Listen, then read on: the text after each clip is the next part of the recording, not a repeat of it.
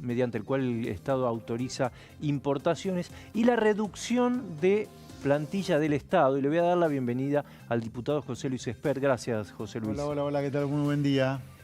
7.000 empleados que consideramos que, bueno, entraron este año, directamente se dan de baja. Mi primera pregunta acá es, ¿se considera que todos son empleados de la política o puede haber alguno que sea valioso e igual se lo da de baja? A ver, en año electoral, la verdad, y sobre el final de un gobierno, tiene todo el olor a empleado de la política. Y después se viene a echarlos. Y ahí tenés, no sé si vos tenés hecha la cuenta más o menos de qué tan sobredimensionado está el Estado argentino. A ver, el Estado argentino tiene 3 niveles: nación, provincias y municipios. Yo te diría, la planta más sobredimensionada que hay de los 3 niveles de gobierno es la de provincias. Es ahí donde por lo menos tenés 500.000 personas que no son empleados públicos directamente, sino que son ñoquis. Son gente que trabajan solo para militar al gobernador de turno. En los municipios hay algo también, pero particularmente en las provincias. Ahora es un tema de los gobernadores de provincia, que probablemente se vean obligados a echar a algún ñoqui como consecuencia que el gobierno tiene pensado cortar de a poco, pero hasta el final, por completo las transferencias discrecionales, que estamos hablando de 1,5 puntos del producto, ¿no? Bueno, pero ahí hay una discusión muy interesante, José Luis, porque en esto de que va a volver el impuesto a las ganancias para los asalariados, el gobierno les está diciendo a las provincias, bueno, ajusten ustedes, las provincias dicen, nosotros queremos que vuelva el impuesto. ¿Se podría suplir o que no volviera tan virulento el impuesto a las ganancias bajando el gasto en las provincias? Sí, por supuesto, por supuesto. A ver, el impuesto a las ganancias, yo voté en contra de la baja del impuesto a las ganancias, por 2 razones. Porque venía sin baja de gasto e intuía lo que iba a venir, esta explosión inflacionaria de diciembre, con una inflación entre 25 y 30%, tiene mucho que ver con el agujero fiscal que se armó al haber eliminado la 4ª categoría sin haber bajado el gasto público. O sea, haber mandado un proyecto de desfinanciamiento del Estado. Yo creo que, y la segunda razón es que el impuesto a la ganancia es un buen impuesto, porque no distorsiona ninguna actividad. Por supuesto tenés que armarlo bien, no tenés que hacer la salvajada que hay acá. El problema de Argentina no es el impuesto a la ganancia solamente. Es que acá pagás retenciones a las exportaciones, hasta hace un momento tenías la CIRA, impuesto al cheque, bienes personales, te matan con la patente, te matan con el ABL, te matan con todo acá. Ahora, como solo, aislalo de todo, el desastre impositivo que es la Argentina, que es un desastre el que tenés, el impuesto a las ganancias es un buen impuesto. Y vos vas a los países más desarrollados del mundo, las 2 columnas vertebrales del sistema impositivo son ganancias e IVA. El problema en Argentina es que vos, IVA y ganancias, son 2 impuestos, pero el grueso de la recaudación impositiva argentina se arma con los demás impuestos, que vos tenés que disminuir al mínimo o eliminarlos directamente. Vos tenés costos laborales, pero ¿vos sabías que el impuesto al trabajo es el segundo impuesto más importante de la Argentina en recaudación? Mira vos. El impuesto al trabajo, aporte personal y contribución patronal. Si no es el segundo, es el tercero. Pero está entre IVA y ganancias y los impuestos al trabajo, vos tenés los 3 más grandes impuestos de Argentina. Ahora, la sumatoria que tenés de impuesto al trabajo, más todo el resto, cheque, bienes personales, aranceles a la importación, que es un curro para los que sustituyen importaciones, retenciones, combustibles internos, todos esos impuestos suman más que IVA y ganancias. Entonces el problema no está en IVA y ganancia, el problema está en todo el resto del desastre impositivo. Bueno, pero ahora vos vas a tener una situación particular y es que vuelve el impuesto a las ganancias en medio de una situación muy crítica con la inflación. Ahí hacíamos la cuenta el otro día, ahí es como otro sueldo un segundo sueldo para mucha gente. Depende cómo armes el mínimo imponible y cómo armes las escalas. Hay que armarlo para que eso no ocurra. Pero eso vos decís que va a volver igual, así con... No lo sé. Yo no tengo el proyecto todavía del gobierno. Claro. No lo tengo. Pero digo, vos vas a tener que votar eso. Vamos a trabajar en eso. Primero hay una comisión que va a trabajar en eso. Obviamente, en una comisión están representados todos los bloques de la Cámara de Diputados. Para que eso prospere, para que haya un dictamen de mayoría, va a haber que conversar con todos los bloques. Acá empieza una negociación política una vez que el proyecto entra al Congreso. Y después él hablaba de las autorizaciones para importar. Ahí hay una deuda descomunal, son como 55.000 millones de dólares, Sí. que el Estado está asumiendo, y la discusión ¿es una deuda del Estado? ¿Se está estatizando una deuda privada? Porque viste que tenés gente que le cuestiona eso. Sí. Bueno, a ver, en primer lugar, me parece perfecto que el gobierno haya terminado con el curro y la CIRA. Esto era pura corrupción. Además, insisto, ¿hasta cuándo vamos a tener una industria protegida en Argentina que no compite con el mundo? ¿Hasta cuándo el cuento de que si acá en Argentina no es todo carísimo comparado con el mundo, no se genera empleo porque no hay industria? Eso es mentira.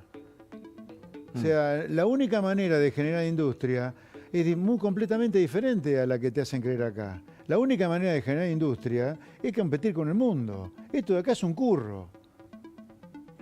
Dicho esto, que felicito al gobierno por lo que ha hecho con la CIRA y permitir la libre importación, que la protejamos con el dólar a la industria argentina, el tema de este bono que se ha emitido. Pasa lo siguiente. Cuando un gobierno decide fijar el valor del dólar, para fijar el valor del dólar y no hacer chanchadas tiene que tener reservas. Si no, el gran argumento para dejarlo libre al dólar es que vos no tenés reserva. Si no tenés el ancho de espada para fijar el valor del dólar, que son las reservas, vos tenés que dejar libre el valor del dólar. Que fue lo que no ocurrió. Ahora, claro, lo que no ocurrió acá fue que sin reservas los dejaras libres, sino que sin reservas te metiste con el cepo. Te permitían, el Banco Central te daba dólares para esto y no te daba dólares para lo otro. Entonces, ¿qué empezó a pasar? Empresas que importaban con el dólar oficial, obviamente, de pronto se encontraban con que el gobierno no le daba los dólares al dólar oficial.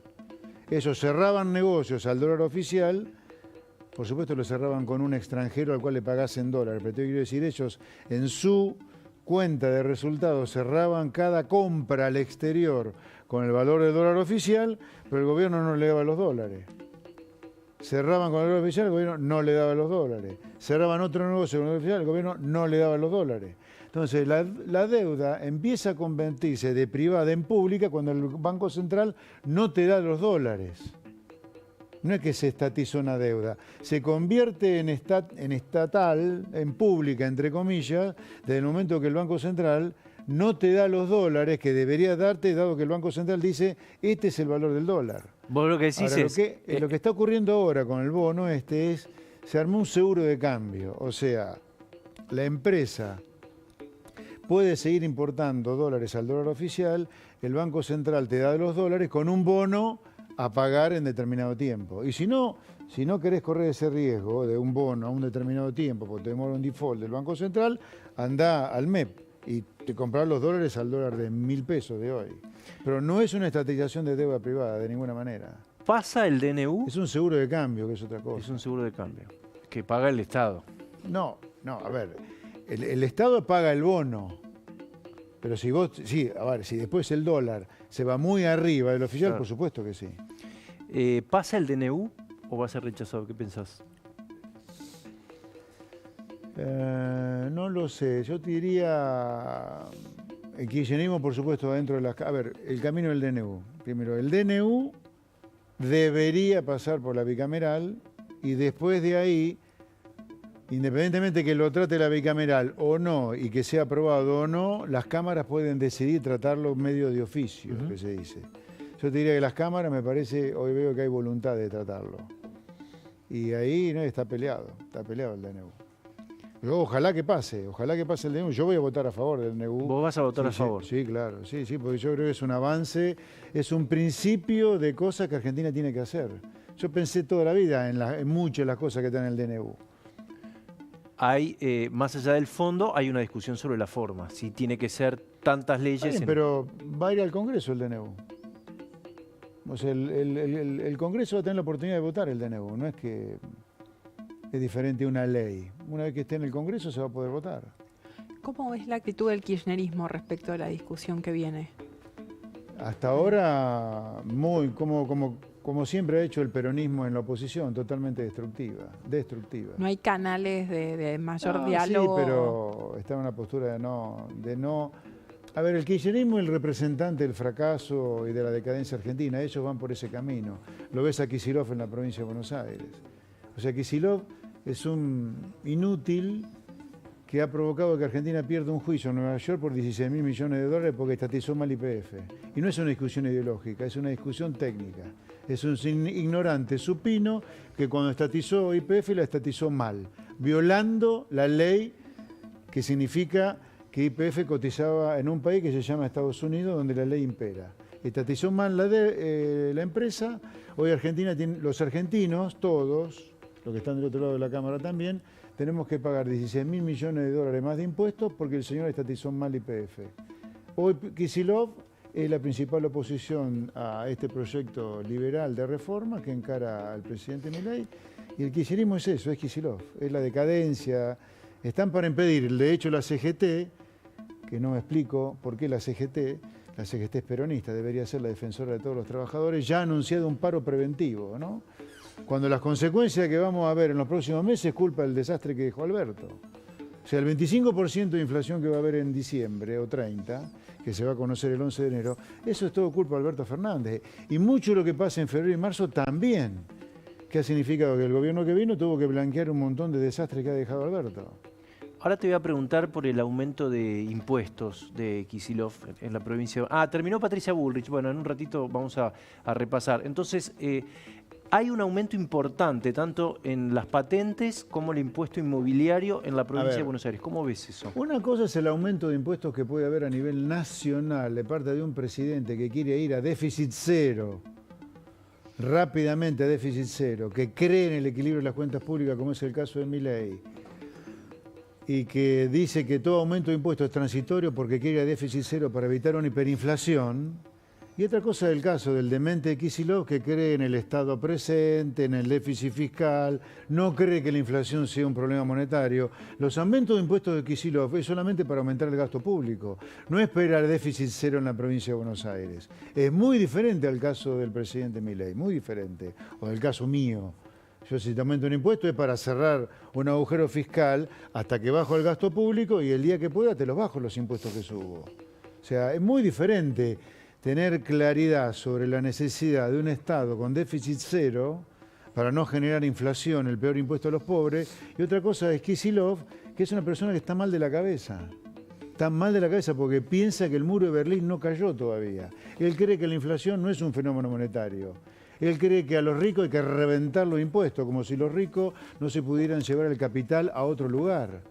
O sea, el propietario de campo a lo mejor no se lo puede llevar. Yo, como propietario de campo en Pergamino y trabajo con mis hermanos, me voy a tener que fumar completo la suba de impuestos. Ojalá que no se la pague nadie. ¿Por qué no se la pague nadie? Porque Kicillof no te va a subir los impuestos para achicar el déficit de las cuentas públicas. Te va a subir los impuestos para seguir gastando, porque él cree en el Estado presente. Te quedas un ratito, ¿no? Un ratito. Unos minutos. Está hablando Patricia Bullrich, está hablando del narcotráfico. Vamos, dale. Tanto la CGT como las dos CTA, saber, a diferencia de lo que fue la de la semana pasada, que protagonizada por organizaciones sociales, cómo va a ser el operativo de seguridad por un lado y consultarle respecto de qué va a suceder si no es viable por la masividad eventualmente que se dé, que quienes participen de esta marcha hacia tribunales no puedan estar sobre la vereda por cantidad de gente. Gracias.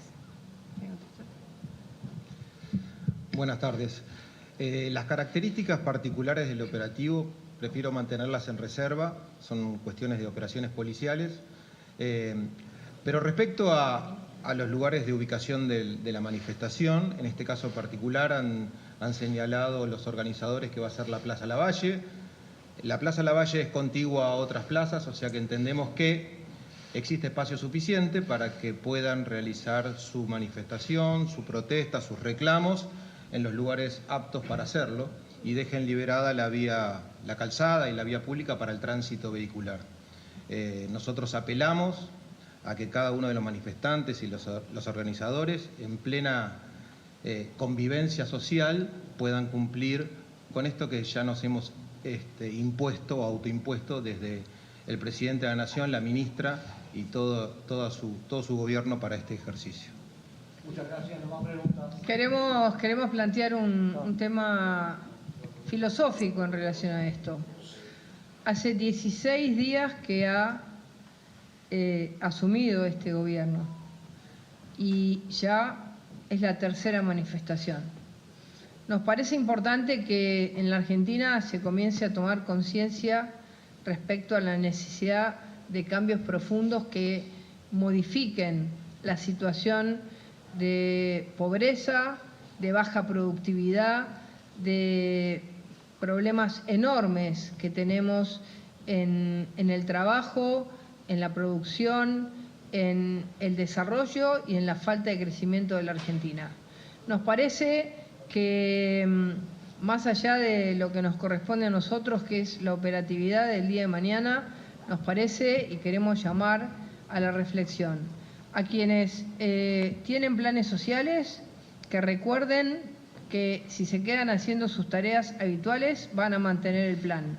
Si no se quedan haciendo las tareas habituales e incumplen la ley, no estando en una plaza, sino cortando una calle, como se dijo muchas veces, el que corta no cobra. En tercer lugar, pedirle a todos los ciudadanos argentinos y especialmente a los trabajadores que entiendan que este gobierno está desarmando un modelo que es un modelo total y absolutamente corporativo, que solo beneficia a unos pocos y ha dejado a millones y millones de trabajadores fuera del trabajo formal. Hay más trabajadores informales que formales. Entonces, pedirles colaboración, pedirles que en vez de oponerse, ayuden a que el país salga adelante. Gracias.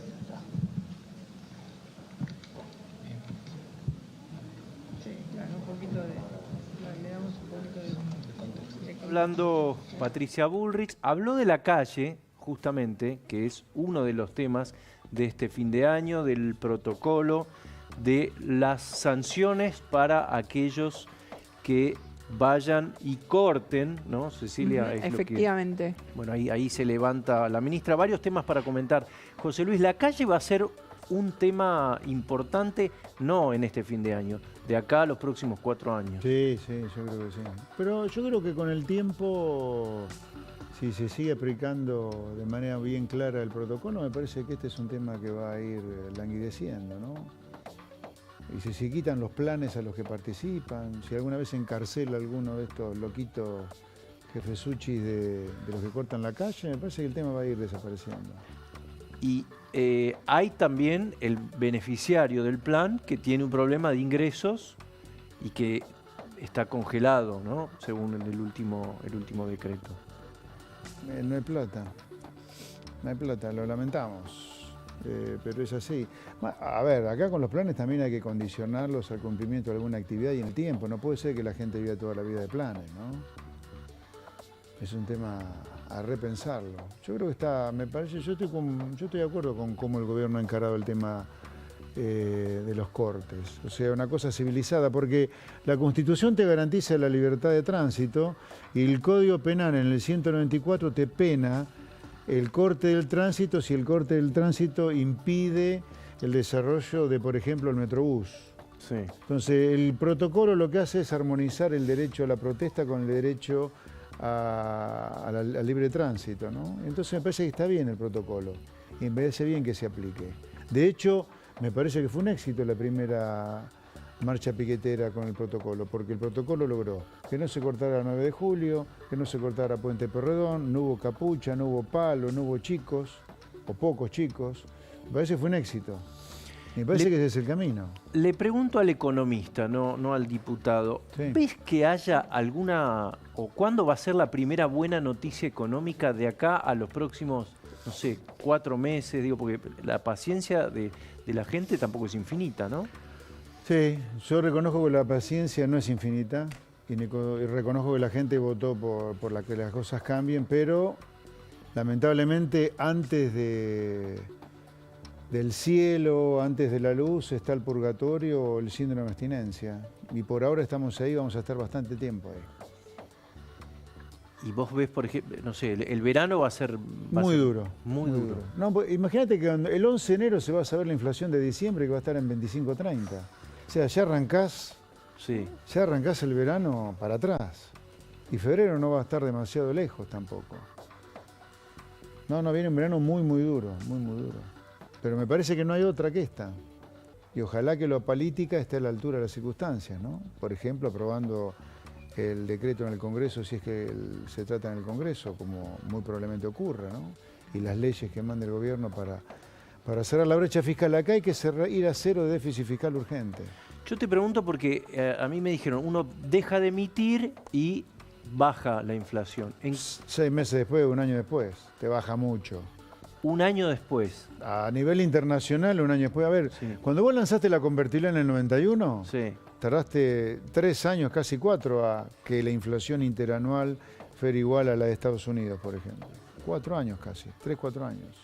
O sea, se tarda mucho tiempo en una inflación de primer mundo. Vos decir, bajar de 25, 30 mensual a 7% mensual, probablemente lo logres en 6 meses, 7 meses. No tenía la cantidad o el Estado tan sobredimensionado como ahora. Sí, eso importa también. Por eso. Importa también. Tenía menos pobreza que ahora. Bueno, todo eso va a hacer que cueste.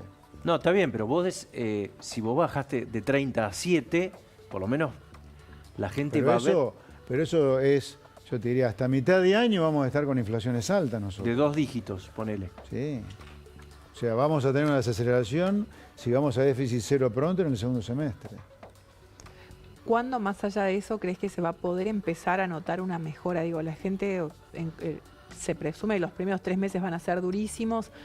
Ahora vos hablás ya de 6 meses de una inflación sostenida alta. ¿Cuándo crees que puede haber un pequeño alivio? Y a ver, si todo sale bien, cuando digo todo sale bien, si el DNU pasa por las cámaras, si se sancionan las leyes fiscales y de presupuesto, de ajuste al presupuesto que se avecinan, si continúa el plan de reforma, una reforma laboral, que yo creo que es crítica, una reforma laboral adicionalmente a los puntos que tiene el decreto en materia laboral, yo creo que el año 25 sí es un año donde Argentina empieza a crecer con inflación cercana a la del primer mundo, te diría. Empezamos a ser un país normal, bastante más normal que hoy. Hoy estamos en un país delirante, en un país donde a vos la CGT te hace un paro preventivo cuando todavía la inflación es 25 o 30% por culpa del anterior gobierno, una cosa extraña. Ahora, José, en el medio va a haber mucha gente que va a quedar en una situación de mayor vulnerabilidad que la que está actualmente. ¿Cómo haces para en el 25 que esa gente que sufrió más que nadie la inflación, la aceleración de los precios, que esa gente esté dentro de la mejora, que pueda percibir esa mejora y que no esté por debajo de la línea de pobreza o en situaciones de indigencia? No, lamentablemente en Argentina va a aumentar los niveles de pobreza en los próximos meses porque con una inflación del 25 o 30% es imposible que la pobreza no suba. Vamos a empezar a tener una baja de la pobreza en el segundo semestre del año que viene. Sí, la inflación empieza a ceder, cosa que yo creo que es el escenario más probable. Sí, vamos a déficit cero. Le pongo tanto sí, no porque no me anime a decir algo categórico, sino porque Depende de muchos factores. Nada más, ¿cuánto hace que arrancó el gobierno Milei? El 10 de diciembre. Arrancó hace 2 semanas. Sí. Por eso digo tanto sí. Y arrancó hace 2 semanas y como bien ha dicho el presidente, estamos al borde de una hiper. Entonces, al borde de una hiper, empezar ya a pensar en escenarios donde dimos vuelta a la cosa es osado. Por eso tanto sí. Dicho sea de paso, aprovecho la oportunidad para agradecer al presidente que me haya propuesto a mí como presidente de la Comisión de Presupuesto de Hacienda, la comisión más importante, más difícil del Congreso, al presidente de la Cámara de Diputados, Martín Menem también, y al presidente del bloque de la Libertad Avanza, Oscar Sago, que ambos también han empujado mi nominación como presidente de la Comisión de Presupuesto, ¿no? Cuando uno repasa la vida económica de los países de América Latina, ve que Argentina es el único con Venezuela que no resolvió el tema de la inflación. ¿A qué lo atribuís? A ver, la inflación, así como para hacer un átomo de agua, una molécula de agua necesitas 2 átomos de hidrógeno y 1 de oxígeno, ¿no? Una molécula de agua se arma así: 2 átomos de hidrógeno, 1 de oxígeno. O sea, querer una molécula de agua, esa es la fórmula. Sí. No hay tutía. Con 14 de hidrógeno, 3 de oxígeno, nunca va a ser una molécula de agua. Hará otra cosa. Pero una molécula de agua son 2 átomos de hidrógeno, 1 de oxígeno. La inflación es un fenómeno monetario. Vos tenés que lograr que haya mucha demanda por la moneda que emite tu Banco Central y poca oferta por la moneda y poca Que la oferta de gente esa quiera moneda. los pesos. Que la sería. gente quiera los pesos y vos emitas poco. Es como el precio de la papa. Sí. Para que la papa valga mucho, tenés que tener mucha demanda de papas o poca oferta. Así la papa vale.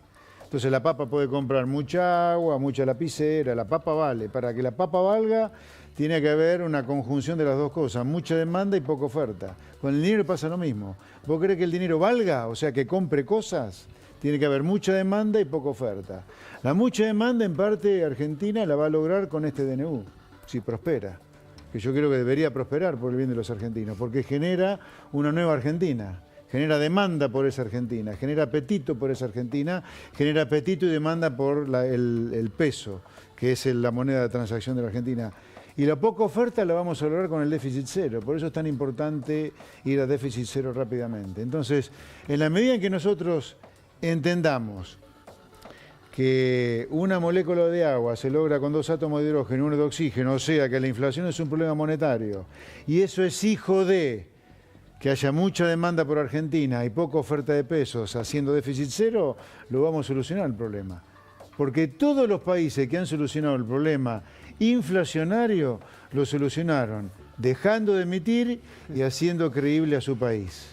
¿Me dejás ir un segundo y lo escuchamos a Beliboni? Y quiero... A Beliboni. A Beliboni. Sí. El delincuente Beliboni. No, bueno, vamos a escuchar a Beliboni, que está en el Congreso ahora, dale.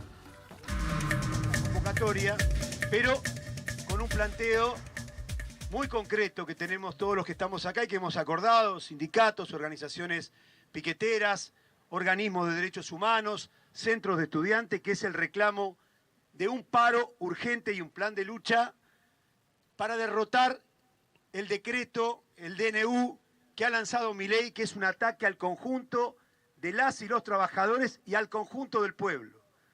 De manera que es una cuestión muy importante que inclusive supera el mero hecho de las reivindicaciones populares. Pero las reivindicaciones populares, es decir, en primer lugar el salario, tienen que figurar en la agenda de los reclamos de la CGT y de las centrales sindicales.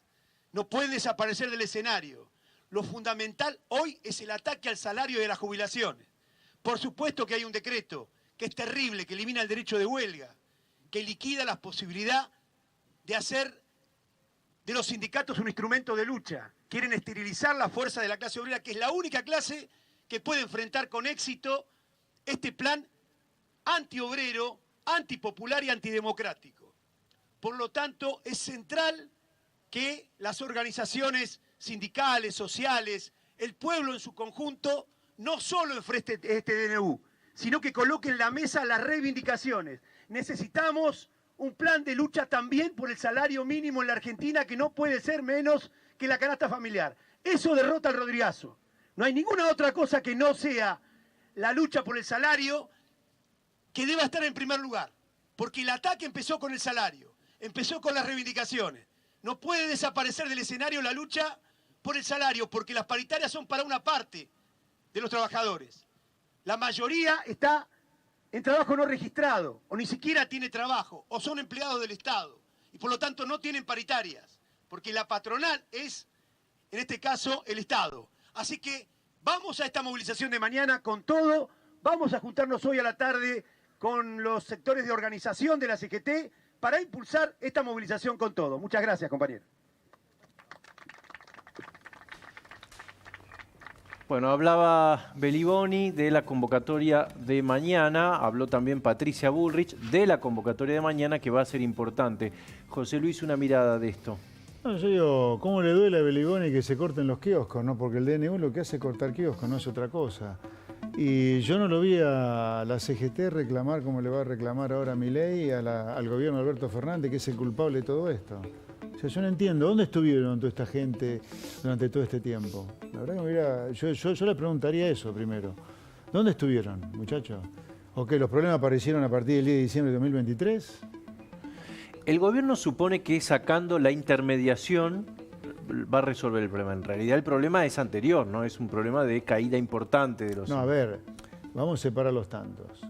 Una cosa son estos delincuentes, verdaderos traficantes de pobreza, que todos deberían tener un laburo digno, como todos los que estamos acá que laburamos. Y otra cosa son los planes sociales. A ver, acá el Estado emite 25 millones de cheques por mes para entregarle a 5 millones de familias que han quedado fuera del sistema por culpa de tantas crisis argentinas. A ver, los 25 millones de cheques por mes que emite el Estado para 5 millones de familias, la familia tipo pobre está en 4 o 5 personas, por eso 5 por 4, 5 por 5, 25. Son 5 millones de familias donde el jefe de hogar era un carnicero, un tornero, un carpintero, un comerciante que perdió su trabajo, perdió su empresa, perdió su laburo por culpa de tantas crisis. A ver, Argentina se prendió fuego 6 veces en estos últimos 60 años. Rodrigazo, Martínez de Oz, la hiperinflación, el 2001-2002, los Kirchner, Macri y Alberto, ponele. Entonces Argentina se prendió fuego 6 veces y esas 6 veces que se prendió fuego, más los 16 años de kirchnerismo, quedó una Argentina arrasada. Quedó una Argentina con 25 millones de cheques por mes que el Estado tiene que emitir para que haya 5 millones de familias que puedan llegar a mitad de mes, no te digo que lleguen a fin de mes. Ahora, ese es un tema que es una obsesión de cualquier gobierno de bien, como el de Milei, de resolverlo. Ahora, estos son traficantes de la pobreza directamente, son delincuentes, se arrogan sin ton ni son, el derecho a defender a toda esa gente. Estamos todos locos los argentinos y además de haber destruido la Argentina y haber generado la necesidad de emitir 25 millones de cheques por mes, encima hay sindicalistas de esos tipos. Pero es una cosa de loco, que vos me digas que hay sindicalistas de los trabajadores, ponele. Ahora, ¿disindicalistas de los planeros? Cuando la obsesión de cualquier argentino de bien, y eso lo incluye a Beliboni, a Graboy, a Pérsico, es terminar con los planes sociales. ¿Qué es esto de haber terminado haciendo de los planes sociales una cultura del plan? Que hay derecho detrás de un plan. Detrás de un plan, el gran derecho que hay es el derecho de esa gente a tener un trabajo digno, no a vivir del plan. Es una cosa, es de una perversión, lo de esta gente atroz para mí. Te pongo una situación hipotética. Supongamos que a Milei le va muy bien con el ajuste, logra el equilibrio fiscal. El que venga, conociendo la dirigencia política argentina, va a decir, tengo todo para gastar. No, yo ahí te diría... Digo, la pregunta es, ¿aprendimos que no hay que emitir o es solamente Milei que va a pagar el costo del ajuste y después el que venga, como pasó ya otras veces? A ver, en el 99, cuando se terminaba la convertibilidad y ganaba De la Rúa gana prometiendo que no iba a devaluar nunca. La gente se había acostumbrado, a pesar de lo mal que le estaba pasando, a la estabilidad de precios. Sí. O sea, De la Rúa gana, recordemos la campaña esa, De la Rúa gana con la promesa de no devaluar, a pesar de que todos sabíamos, los técnicos, que ibas a devaluar, no había que, ibas a devaluar, se iba a romper todo. Entonces, cuando la gente se acostumbra a algo que es razonable, el político, en este caso De la Rúa, y los que vengan después de Milei, si a Milei le va bien, no van a querer tocar demasiado las cosas, en lugar de ir para atrás y volver a hacer kirchnerismo. Acá el kirchnerismo volvió porque se rompió la convertibilidad, no porque la convertibilidad haya terminado siendo un plan económico al final exitoso. Tuvo una etapa de éxito, pero después, a la luz de cómo terminó, claramente no fue exitoso. Pero yo diría, si a Milei le va bien, el que viene, aunque sea kirchnerista, va a ser va a ver que hay algo que hay que respetar. Sí, claramente. Te digo porque los libertarios te dicen hay que dolarizar porque hay que sacarle a la dirigencia política la facultad de emitir. Sí, ahí voy a ser esclavo de mis palabras. Yo creo que el caballo tiene que ir siempre delante del carro. El carro delante de los caballos es algo que no me gusta a mí. O sea, hagamos la reforma laboral, hagamos déficit cero, tengamos un Banco Central independiente, ocupémonos de las cosas que hay que ocuparse y después pensemos en si da para cambiar de moneda o no. Primero, hagamos lo que hay que hacer. el DNU, sancionémoslo por ley, vayamos por una reforma laboral, más apertura al comercio, reduzcamos más el tamaño del Estado para, una vez logrado el déficit cero, poder eliminar y bajar impuestos. Hagamos los cambios reales que se necesitan, que si luego es necesario cambiar de moneda va a venir solo. Pero no pongamos el carro delante de los caballos. ¿Vos habrías tocado el régimen de Tierra del Fuego en el decreto, por ejemplo? ¿Cómo? ¿Habrías incluido el régimen de Tierra del Fuego? Sí, claro, sí. Tierra del Fuego, el régimen de Tierra del Fuego hay que eliminarlo.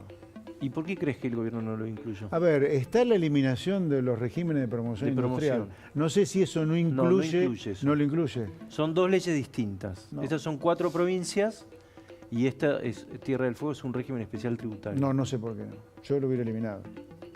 ¿Y ves otro foco de gasto público que se podría haber abordado con esto? A ver, en todos los presupuestos están lo que se llaman los gastos tributarios, o sea, la recaudación que el gobierno se pierde de recaudar como consecuencia de ver algunas exenciones en algún impuesto o regímenes de promoción, ¿no? Yo claramente el régimen de Tierra del Fuego hay que terminarlo.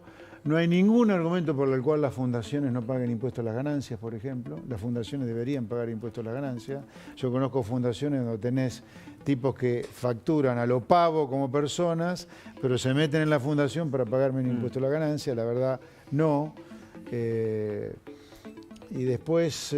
Digo porque, la sensación que tiene seguramente parte del electorado que votó a Milei es, al final, no es que lo está pagando la casta todo esto, ¿no? A ver, del 100% del ajuste de los 5.2 de déficit fiscal que tenemos hoy para ir a déficit cero, del 100% de esos 5.2, 40% es ajuste del gasto público, cosa que nunca ocurrió en democracia, y 60% lo paga los justos. Eso es el número. Gracias, José Luis. Un placer, muy buen día. Muy amable. Bueno, vamos a ir y volver. Es un día con muchas novedades. Sí, estamos en el